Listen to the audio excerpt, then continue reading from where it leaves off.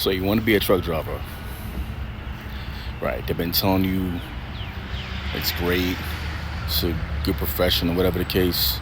You're gonna make lots of money and all of that, right? So in this 10 minutes, I'm gonna try to cram all the information possible I can give you, pros and cons, so you know that you're making the right decision or the wrong decision based off of what I give you as information. Feel free to ask me anything you want to know in DM or the comments or whatever the case, because it's really not that cut and dry like that. But you pretty much, like anything else, if you think things through and plan accordingly, you pretty much should be successful, hopefully. But don't get caught up in the people telling you on both sides of the game, don't do it, it's no money. And also don't get caught up in the people that say you're making a lot of money or whatever the case like that, or you're not making the money I'm making. Of course you're not making the money they're making, because they're already in it. Think about that. When you go into a Fortune 500 company, marketing and things like that, you start from the bottom. Like, I actually have a degree in marketing. I've been in the corporate world before, and I'm not 100% quote unquote blue collar.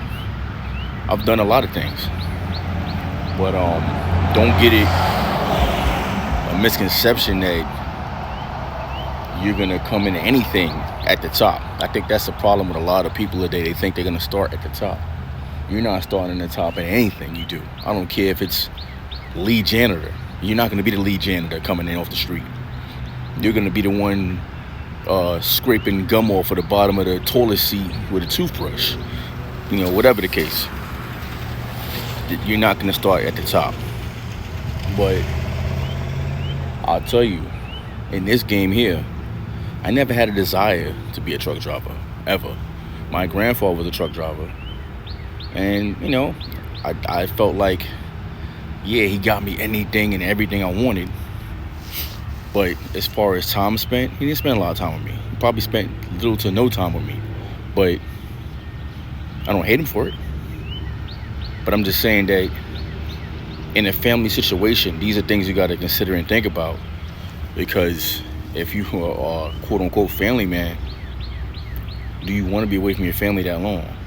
Because I'm going to tell you, from a personal experience, and not even with trucking, another job I had where I made loads of money, but the time spent was what, to me, was something that I can't really get back. I can get it back, but I can't get it back in their childhood, because, of course, my children they're not grown, but they're older. And all the wonderful, extravagant Christmases I gave them financially, they don't remember none of that. They don't remember half of it. There was Christmases that there was so much stuff under the Christmas tree for them. It was stacked to the top. I mean, almost to the middle of the Christmas tree, from the ground going up. And literally, they don't remember not even hardly one of those Christmases. But this is why I say you got to go with what's more important to you. If you're somebody that's single, young guy, 21 years old, and you want to get into this profession, I say go all for it. Go gung-ho. I recommend go as hard as you can for the first, year or so, or 2 years, however you want to do it. I would live in a truck. I wouldn't buy any property. I wouldn't buy any fancy cars, none of that. I would just stack that bread and stay in there. Stay in that truck. Make all that money. Run OTR. And I'm not saying that OTR is the best money, but I'm saying that here's the game. If you don't go OTR and you try to get a local job, most of these local jobs don't want to take you. Now you're probably like, well, that's two different worlds. It is. It's two different worlds.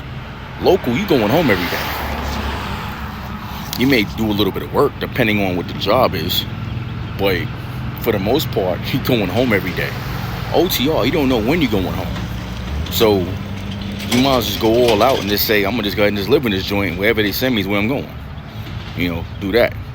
So stack all that up, and then you know what? If you wanted to, if you went so hard at 21, you could literally retire at 40 if you wanted to, or you could go hard and then say, all right, now I'm gonna go local now, and then you go local for a few years, whatever like that, and then I would say, then you get into maybe getting a serious family and started all that up, or whatever like that, and then maybe find another way to keep generating money. Like say if you want to still drive, go local, and then you make that money, but you're home every day with your family. Or there's another route. You can go ahead and say, well, I want to be an owner operator.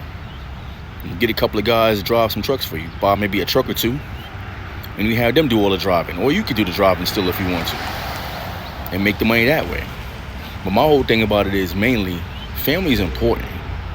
I don't know how important it is to all these other guys out here, but it's important to me. It's very important to me. Unfortunately, later in life, I decided to do what I'm doing right now. And I don't like it or hate it, but I feel like there's a way I can make it better for me. And I'm going to find out how to make it better. Because, those times, you can't get time back. You can't get time back, And that's very important. Once time is gone, that's it. If I sit here and tell you, I can remember when my oldest daughter, I remember when she was a little baby running around. I'm carrying her in my hands. I remember when she was born. Now she's in college. My other daughter, I remember when she was running around and climbing in and out of the crib, when I'm not looking and stuff like that. And now she's daggone about to be 16. Time flies. Time doesn't wait for no man. It's not just a quote. It's true.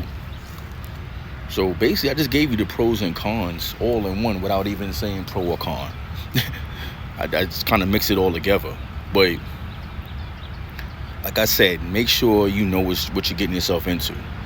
Know that when you go in training, if you go in training, get your CDL, whatever like that, I recommend going somewhere where they guarantee you a job.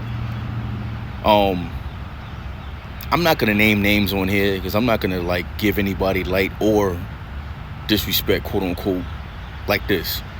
But if you ask me in the DM, I can give you a few carriers and companies that you can apply for, whatever like that. I can even give you a route plan of what route to take into being, at least getting to be a driver. I'm not gonna say successful driver because I'm not holding the steering wheel for you. That's up to you. But I can give you a route plan on how to at least get out here. Step 1 through 5 or whatever in case you want to call it. I can at least get you that far. But just know that try to maybe have a little money saved up, because that'll help out too. Not no big amount of money, maybe like $500 or even less, $300 maybe. It depends on how you spend normally. But I'm saying have some money because there's gonna be times you're gonna be without, and you don't want to be caught out there trying to figure it out. So definitely ensure you have your little bit of money that you can lean on, that you can use for some things. Because there are some companies that actually will put you through school and will pay you while you're there and then give you a job afterward. So there's some out there like that. And I can give you the information on that if you DM me or whatever. And I can answer some questions in the comments. Of course, if there's something related to a specific company, I can't do that because I don't want to put that all out there in a frame like that. But anyway, just move strategically and know what you're getting yourself into, and just have a plan. Have a plan. If you don't have a plan, you plan to fail. And that was by my late pastor, Pastor J.G. McCann. He used to always say that.